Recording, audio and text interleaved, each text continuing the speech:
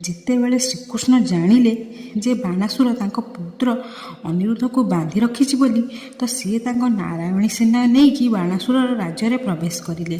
ଆଉ କେବଳ ଏତିକି ନୁହେଁ, ଭଗବାନ ଶ୍ରୀକୃଷ୍ଣ ବଳରାମ, ପ୍ରଦ୍ୟୁମ୍ନ, ସାତ୍ୟକୀ, ମଦା, ଶାମ୍ବ, ସନ୍, ଉପନନ୍ଦା ଆଉ ଭଦ୍ରାକୁ ନେଇ ସୋନିପୁରରେ ପହଞ୍ଚିଗଲେ। ଆଉ ଯେତେବେଳେ ବାଣାସୁରକୁ ଏ କଥା ଜଣାପଡ଼ିଲା, ସେ ଭଗବାନ ଶଙ୍କରଙ୍କ ଆବାହନ କଲା ଆଉ ତାଙ୍କୁ ନିଜର ରକ୍ଷା ପାଇଁ ପ୍ରାର୍ଥନା କଲା।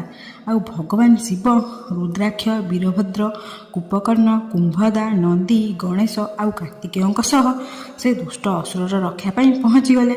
ଆଉ ସେଠି ବାଣାସୁର ଆଉ ମହାଦେବଙ୍କ ସେନା ମିଶି ମାଧବଙ୍କ ସେନା ସହ ଭୀଷଣ ଯୁଦ୍ଧ କଲେ। ଦୁଇ ସେନାଙ୍କ ମଧ୍ୟରେ ନିରନ୍ତର ଯୁଦ୍ଧ ଚାଲିଲା। ଭଗବାନ ଶିବ ଶ୍ରୀକୃଷ୍ଣଙ୍କର ଆଉ ଶ୍ରୀକୃଷ୍ଣ ଭଗବାନ ଶିବଙ୍କର ବହୁତ ସେନାକୁ ମାରିଲେ। ପରେ ଭଗବାନ ଶିବ ଆଉ ଶ୍ରୀକୃଷ୍ଣ ପରସ୍ପର ଉପରେ ବହୁତ ଅସ୍ତ୍ରଶସ୍ତ୍ରର ପ୍ରହାର କଲେ।